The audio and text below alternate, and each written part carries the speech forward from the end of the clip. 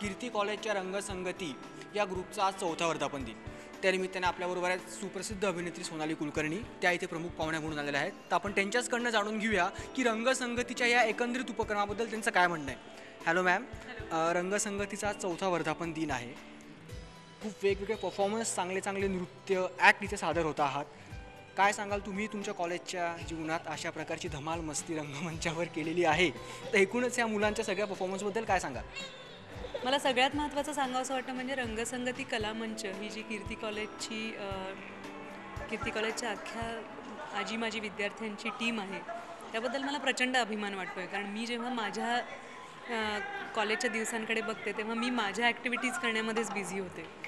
त्यामुळे आपण स्वतः इतर कॉलेजमधल्या विद्यार्थ्यांसाठी किंवा आपल्या शहरातल्या इतर नागरिकांसाठी काही मदत होऊ शकेल, काही कॉन्ट्रीब्युशन होऊ शकेल अशी ॲक्टिव्हिटी करावी असं माझ्याच असं नव्हे पण इतर बाकी तरुण मुलांच्या फार कमी वेळेला मनात येतं.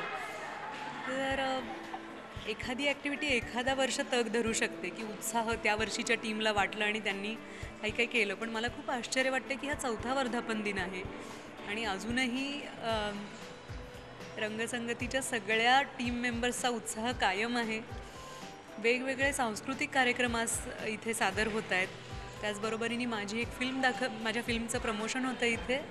डॉक्टर प्रकाश बाबा आमटे इतक्या मच्युअर्डली या सगळ्या मुलांनी आजचा सगळा कार्यक्रम ठरवलेला आहे याबद्दल निश्चितच कौतुक वाटतं. आणि ते कौतुक नुसतं आजच्या कार्यक्रमापर्यंत वाटून थांबत नाही, तर त्यांचं जे सामर्थ्य प्रतिष्ठान नावाचं नवीन प्रकल्प ते उभा करतायत यंदापासून, त्याबद्दल जास्त अभिमान वाटतो आहे. कारण सांस्कृतिक कार्यक्रमांच्या पलीकडे जाऊन इतरांना वैद्यकीय मदत मिळावी यासाठी हे विद्यार्थी काम करत आहेत. म्हणजे इतकी तरुण मुलं आहेत ही सगळीजणं एवढं समंजसपणे आणि पॅशनेटली काम करत आहेत, हे माझ्यासाठी खूप स्फूर्तिदायक आहे. या धावपळीच्या जगात ना कुणाकडे वेळच नाहीये. म्हणून सांगतो साहेब, ही वेळ घ्या. कुणासाठी? वेळात वेळ काढून तुम्हाला जन्म देणारा मम्मी पप्पा असायचे.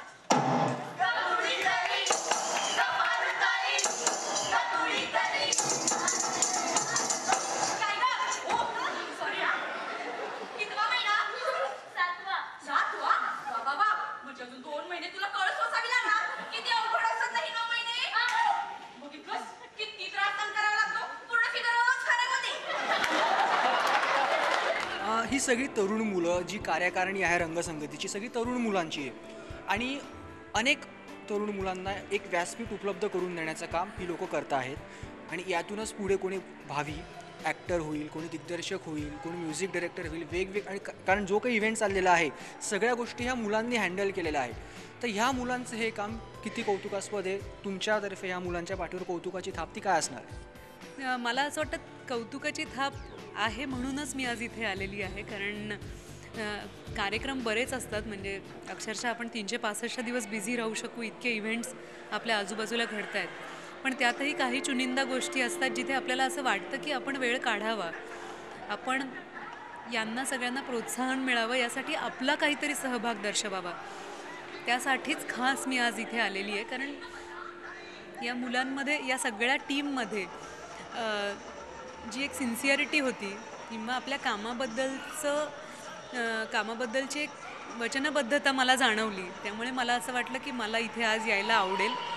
कारण ह्यामध्ये कुठलाही कमर्शियल माझा लाभ होणार नाही आहे. पण निश्चितच एक वेगळा स्वार्थ त्यामध्ये असा आहे की ज्या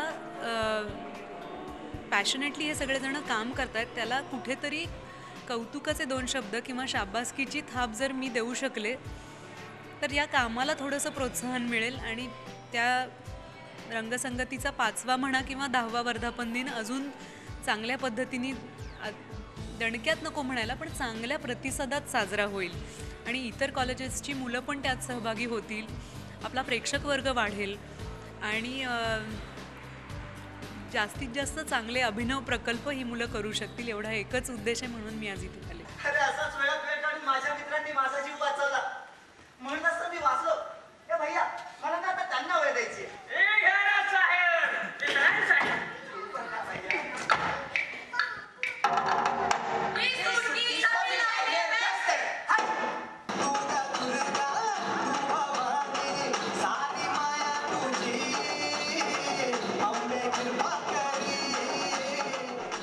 तुम्ही आत्ताच विषय काढला होता की प्रकाश आमटे हा सिनेमा तुमचा लवकरच प्रदर्शित होतो आहे. रिअल स्टोरीवर सिनेमा आहे. शिवाय नाना तुमच्या ऑपोजिट या सिनेमामध्ये काम करत आहात. काय सांगाल, नानांबरोबर तुम्ही याआधीही काम केलेलं आहे मराठी चित्रपटांमध्ये, तर काय सांगाल की ह्या चित्रपटात काम करण्याचा एकंदरीत तुमचा अनुभव कसा होता आणि सिनेमा लवकरच प्रदर्शित होतो आहे, किती एक्साइटमेंट आहे? सगळ्यात जास्त एक्साइटमेंट आहे कारण सिनेमा रिलीज व्हायच्या आधी जर कीर्ती कॉलेजच्या रंगसंगती कलामंचनी मला इथे बोलवलं असेल सिनेमासाठी, तर सिनेमाची कीर्ती किती सर्वदूर पसरली आहे हे मला जाणवतं आहे. येस, नाना सरांबरोबर मी आधीसुद्धा काम केलं आहे. ही आमची हॅट्रिक फिल्म आहे. आम्ही आधी टॅक्सी नंबर 911मध्ये काम केलं होतं, देऊळमध्ये काम केलं होतं. इथे आम्ही दोघंही खरी कॅरेक्टर्स परफॉर्म करतो आहे. नाना सर प्रकाश आमटेंचं काम करत आहेत आणि मी मंदा आमटेंचं काम करते. फार कमी वेळेला आयुष्यात अशी संधी मिळते जिथे आपण खरी कॅरेक्टर्स पोर्ट्रे करू शकतो. आता माझ्यासमोर एक मोठं आव्हान होतं की मंदाताई आमटे यांच्यासारख्या आपल्यासोबत असलेल्या एका व्यक्तीचं पोर्ट्रेयल मी सादर करायचं होतं. ते अवघड चॅलेंज होतं आणि ह्या सिनेमात मी फार ऐन वेळेला आले. तर मला कुठलीही रिस्क ही काय म्हणतात त्याला पळवाट शोधून स्वीकारायला आवडत नाही. तर मी फार मन लावून ही भूमिका करायचा प्रयत्न केला आणि त्याला पर्यायही नव्हता, कारण प्रकाश आमटे किंवा मंदा आमटे यांच्यासारखी व्यक्तिमत्व आपल्या आजूबाजूला नसतात. आपल्याकडे खूप प्रेरणादायी व्यक्ती कमी असतात, खरं काम करणारी माणसंही कमी असतात. आज हेमलकसासारख्या एका अतिशय आजही दूर आणि पोचायला कठीण वाटणाऱ्या एका भागामध्ये डॉक्टर प्रकाश आणि मंदा आमटे तितक्याच तन्मयतेने काम करतायत, आदिवासींची सेवा करतायत. खरं तुमचं दोघांचं कार्य खूप मोठं आहे. एक प्रश्न मला असं विचारायचा वाटतो की नुकतंच तुमचं व्हाईट लिली आणि नाईट रायडर या नाटकाने आपले 100 प्रयोग पूर्ण केलेले आहेत. तर रसिकाताईंपासून सुरू झालेलं हे नाटक आज तुम्ही करता आहात. तर एकंदरीत हा अनुभव कसा होता की नाटकाने 100 पूर्ण केलेले आहेत, 100वा टप्पा पार केलेला आहे. तर एकंदर ह्या प्रवासाबद्दल आणि मिलिंद फाटक सरांबरोबरच्या केमिस्ट्रीबद्दल काय? मला प्रचंड आनंद झाला की आमच्या नाटकाचे 100 प्रयोग पूर्ण झाले. व्हाईट लिलीसारख्या एखाद्या अतिशय संवेदनशील संहितेचे 100 प्रयोग किंवा एकूण रसिका आणि मिलिंद करत असल्यापासूनचे 300 प्रयोग ही काही चेष्टा नाही आहे. मला स्वतःला खूप चांगलं वाटतं की एक अभिनेत्री म्हणून मला हा रोल करायला मिळाला. खूप अवघड होती ही भूमिका माझ्यासाठी, कारण रसिकासारख्या एका माझ्या लाडक्या आणि एकूणच एका दिग्गज अभिनेत्रीनी प्रूव्ह केलेला हा रोल होता. तो मी कसा काय सादर करू शकीन याबद्दल इतरांच्या जाऊ दे, माझ्याच मनात साशंकता होती की मला हे आव्हान पेलेल का. पण मी मनात एक गोष्ट नक्की ठेवली होती की मला कुठेही रसिकाशी स्पर्धा करण्याचा प्रश्नच येत नाही, कारण तिच्यासारखी अभिनेत्री मीच पाहिलेली नाही आहे. पण मी असं ठरवलं होतं की तिची मी नक्कल करणार नाही, कारण ती मला जमलीही नसती आणि तिला ते आवडलं नसतं. कारण तिच्यासारखं काम करण्यात काहीच मजा नव्हती. ती भूमिका मी माझ्या पद्धतीनं फुलवणं फार महत्त्वाचं होतं. तो प्रयत्न मी केला. मिलिंद आणि माझ्या अख्ख्या टीमनी मला खूप चांगल्या पद्धतीनं साथ दिली आणि 100 प्रयोग हा एक छोटा का असेना पण मैलाचा टप्पा आम्ही गाठू शकलो. यात मला फार म्हणजे खूपच आनंद होतो. आमच्याशी एवढ्या आपुलकीने तुम्ही बोललात त्याबद्दल खूप खूप धन्यवाद. आता आपल्याबरोबर आहेत कीर्ती कॉलेजचे आणि रंगसंगतीचे काही शिलेदार, ज्यांनी धमाकेदार परफॉर्मन्स आता सादर केले, त्यांनी रसिक प्रेक्षकांचं मनोरंजन केलेलं आहे. तर आपण आता महेश केसरकरांकडूनच जाणून घेऊया की त्यांची एकांकिका नाही तो गोली मार दूंगा आज इथे सादर झालेली आहे. त्याचबरोबर ही एकांकिका अनेक स्पर्धांमधून गाजलेली आहे, हिला अनेक बक्षिसं मिळालेली आहेत. बऱ्याच स्पर्धांमध्ये या एकांकिकेने अव्वल क्रमांक पटकावलेला आहे. आणि तुमचे सगळे शिलेदार आणि तुम्ही या रंगसंगतीचे सभासद आहात आणि रंगसंगतीने आज 4थ्या वर्षात पदार्पण केलेलं आहे. तर ह्या सगळ्या आढावाविषयी काय? नाही, मुळात एकांकिकेला बक्षिसं मिळाली आहेत खूप. हे जरी खरं असलं तरी रंगसंगती कलामंच कधीच म्हणजे आम्ही कधीच बक्षीस मिळवायचं म्हणून कुठलीच ॲक्टिव्हिटी करत नाही. मुळात एखादी गोष्ट डोक्यात येते, एक विचार डोक्यात येतो, मग हा विचार प्रेक्षकांपर्यंत आपण कसा पोहोचवू हा पोहोचवत असताना काही वेगळ्या पद्धतीने पोहोचवण्याचा प्रयत्न करता येईल का, काही वेगळा प्रयोग करता येईल का, हा विशेष प्रयत्न असतो आमचा. आणि मग बक्षिसं मिळालीत, म्हणजे बक्षिसं मिळालीच आहेत. मुंबईमध्ये INT स्पर्धेमध्ये, पुरुषोत्तमसारख्या स्पर्धेमध्ये पुरुषोत्तमने यावर्षी पुण्यातून बाहेर येऊन महाराष्ट्र राज्यातील काही मोठ्या सेंटर्समध्ये स्पर्धेचं आयोजन केलं होतं. या स्पर्धेत ही एकांकिका पहिली आली आणि बऱ्याच स्पर्धांमध्ये हिला बरीच बक्षिसं मिळाली. पण बक्षीस मिळवणं हा खरंच रंगसंगती कलामंचाचा उद्देशच नव्हता.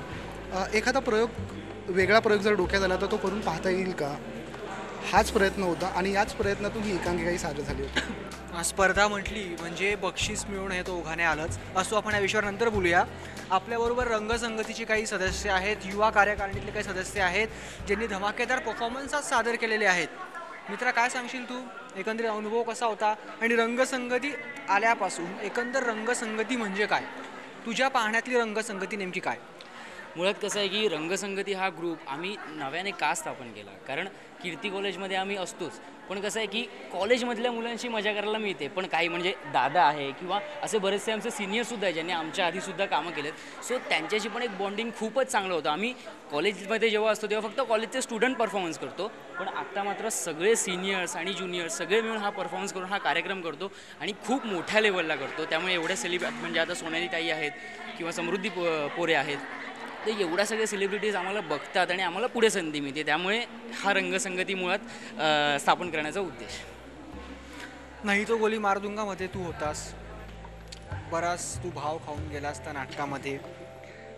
काय सांगशील तो एक्सपिरियन्स? नाही तो गोली मारदुंगा, बऱ्याच मोठ्या मोठ्या स्पर्धा त्या एकांकिकेने गाजवल्या, तुझ्या कामाचंही बरंच कौतुक झालं. बऱ्याच स्पर्धांमध्ये प्रयोग झाल्यानंतर एक ठरलेली कमेंट जी सगळ्या प्रेक्षकांकडून परीक्षकांकडून यायची, ती म्हणजे आम्हाला तुझ्यामध्ये सतीश तारे दिसले. म्हणजे मला असं वाटतं की ही त्याच्यासाठी खूप मोठी कॉम्प्लिमेंट होती. खूप जवळून ज्यांनी सतीश तारे सरांना पाहिलेलं आहे त्यांचं इतकं ऑब्झर्वेशन, इतकं प्रेम होतं की त्यांनी याची बोटही चेक केली आणि याची तुम्ही जर बोटं बघाल तर ही सतीश तारे सरांसारखी ही तारे सरांसारखी. क्या बात आहे. सतीश तारेंसारख्या मोठ्या अभिनेत्याबरोबर आता महेश हे सांगितलं की तुझं तुलना होते. येस परीक्षकांनीच काय काय वाटलं तुला तेव्हा एकंदर, यार सतीश तारेंबरोबर आपली तुलना होते आहे? आणि तेवढा मोठा नाही आहे मी तारेंचं नाव घेण्यात का, आणि तारेंच्या लेवलला सगळे म्हणत आहेत, पण तेवढं अजून खूप काही मिळवायचं आहे, खूप काही करायचं आहे. पण जे काही आत्ता करतो आहे, जे काही मिळतं आहे ते सगळं महेश दादाचं श्रेय आहे, रंगसंगतीचं श्रेय आहे आणि या सगळ्यांमुळे आम्ही उभे आहोत.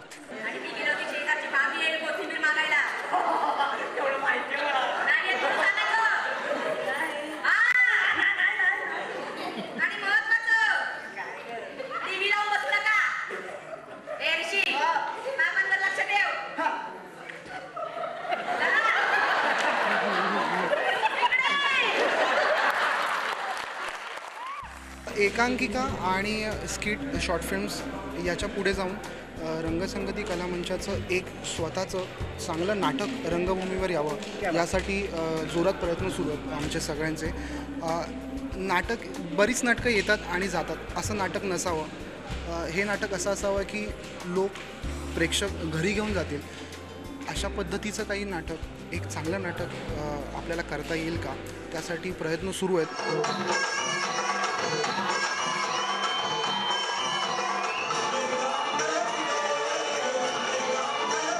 आपल्याबरोबर आहेत महेश ओवे आणि त्यांचे सहकारी, ज्यांच्या मार्गदर्शनाने आज ही रंगसंगती संस्था जी आहे ती 4थ्या वर्षात पोहोचलेली आहे. ते महेश ओवे आपल्याबरोबर आहेत. तर आपण त्यांच्याचकडनं जाणून घेऊया की ह्या 4 वर्षांचा त्यांचा प्रवास किती खडतर होता, किती अडचणींचा त्यांना सामना करावा लागला ते. महेश, 4 वर्ष झाली रंगसंगतीचं, आता 5व्या वर्षात पदार्पण करतं आहे. काय सांगशील, किती एक्साइटमेंट आहे? नाही, मुळातच जेव्हा एखाद्या संस्थेची आपण सुरुवात करतो त्यावेळी विविध स्वभावांची किंवा वेगळ्या पद्धतीतली लोकं एकत्र येऊन आपल्याला ती संस्था निर्माण करावी लागते. त्यातच ही सांस्कृतिक संस्था आहे, नाट्य चळवळीतील एक अग्रभागी असलेली ही संस्था आहे. आणि मुळात मी ह्याला संस्था नाही म्हणत आहे, मला आता ही कलाकार निर्माण करणारी फॅक्टरी वाटते. तू रंगसंगतीचा अध्यक्ष आहेस. कॉलेजमधले अनेक युवक युवती घेऊन तुम्ही त्यांना एक व्यासपीठ उपलब्ध करून दिलेलं आहे. तुझं एक्झॅक्टली तुला काय वाटतं की ह्या सगळ्या युवकांसाठी हे व्यासपीठ किती योग्य आहे? मुळात सगळ्यांनी एकत्र येऊन काम करायचं म्हणजे सगळ्या रंगाने स्वभाव, वेगवेगळ्या रंगांची, वेगवेगळ्या ढंगांची माणसं एकत्र घेऊन काम करणं, हीच कल्पना असल्यामुळे नाव सुचलं रंगसंगती. आणि प्रत्येकाचे काही काही एक पोटेन्शियल असतं. काही कोण वाजवणारे असतात, कोण गाणारे असतात, कोण अभिनय करणारे असतात. या सगळ्या 100 लोकांना एकत्र करून कीर्ती महाविद्यालयाच्या आजी माजी विद्यार्थ्यांना एकत्र करून हा ग्रुप तयार केला. एकांकिका क्षेत्र जे बेसिक असतं तिथून सुरुवात केलेली आहे गेली 4 वर्ष. आणि हळूहळू एक एक पायरी चढत 2ऱ्या-3ऱ्या वर्षी लोक व्यावसायिक नाटक करत आहेत, सिनेमे करत आहेत, प्रायोगिक नाटक चालू आहेत प्रत्येक मुलाची. काही लोक आहेत जी मोठ्या मोठ्या ऑर्केस्ट्रामध्ये वाजवत आहेत, काही लोक गात आहेत. तर माझ्या आईने मला 9 महिने पोटात वाढवलं, बाबांनी खांद्यावर बसून जग दाखवलं. ए भैया, मला त्यांना वेळ द्यायची. मम्मी पप्पाचाच. बाबा तुमच्यासाठी वेळ आली. पुढच्या वर्षात आम्ही बहुतेक एक प्रायोगिक नाटक सुरू करतोय. म्हणजे आमची चर्चा झालेली आहे त्यावर. आता की होईलच ते, पण म्हणजे अजून ते काय म्हणतो अजून सुपात आहे, ते जात्यात आलेलं नाही आहे ते अजून, पण ते येईलच. आणि त्या जात्यातून त्याचं पीठ झाल्यानंतर त्याचा एक चांगला काहीतरी असं त्याचा आकार निर्माण होईल, जो रंगसंगतीचा, ती मूर्ती रंगसंगतीची असेल. तर हे होते महेश ओवे आणि त्यांचे सहकारी. रंगसंगती येणाऱ्या काळात अनेक नवीन नवीन उपक्रम राबवेल आणि रसिकांचं असंच मनोरंजन करेल असा विश्वास महेश ओवे यांनी व्यक्त केलेला आहे. व्हिडिओ जर्नलिस्ट अभिषेकसह कपिल देशपांडे, झी मीडिया, मुंबई.